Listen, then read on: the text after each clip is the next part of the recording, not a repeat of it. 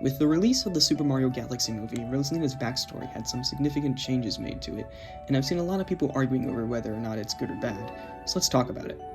So, Super Mario Galaxy left the identity of Rosalina pretty vague, but it's generally agreed upon that she has some sort of connection to Peach. There are a bunch of theories for this, the most popular being that Rosalina is either Peach's daughter or her sister, and the movie decided to go with the latter. But the real issue with this, if you've actually seen the movie, is how they explain it. The movie says that Rosalina and Peach were sisters that were born out of stardust, and that they lived on their own little planet before a great darkness came for the power they possessed together. So Rosalina sent her little sister to the Mushroom Kingdom to keep her safe. That's it. That's literally all of it. It doesn't explain anything about the source of their power, the Comet Observatory, the Lumas, or how Rosalina became their mother. It's not a bad backstory, but the movie doesn't do anything with it or develop it further. Whereas in the game, Rosalina's storybook tells a much more fleshed out backstory that is actually used for her character. I'm not going to explain everything that happens because there's way too much to fit into this short, so I'd recommend just finding a video that shows all of it. But here's the very short version. So Rosalina is a child from the Mushroom Kingdom. She has a brother, father, and mother, of course.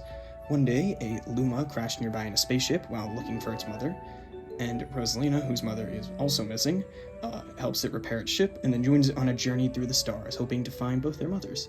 As the years go by, they find more and more lost Lumas who are also searching for their mother. Together they build a home, and Rosalina becomes something of a guardian to them. They even start calling her Mama. At one point, Rosalina looks back at her old home through a telescope, seeing the tree on the hill where she would play with her family.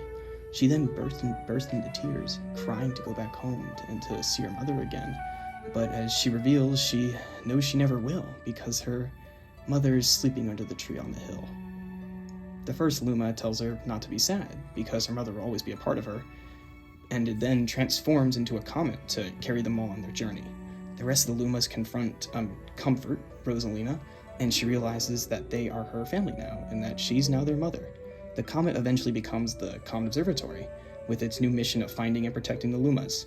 Rosalina makes sure to stop by her home every 100 years to remember her old life and family, but also to appreciate her new life and her new family. It's a deep story about loneliness, loss, and finding a family amongst the stars. Everything that happens is what makes Rosalina into the character that we know in Super Mario Galaxy. This backstory is clearly the better one, and it's not even close. But these are just my thoughts. Let me know what you think.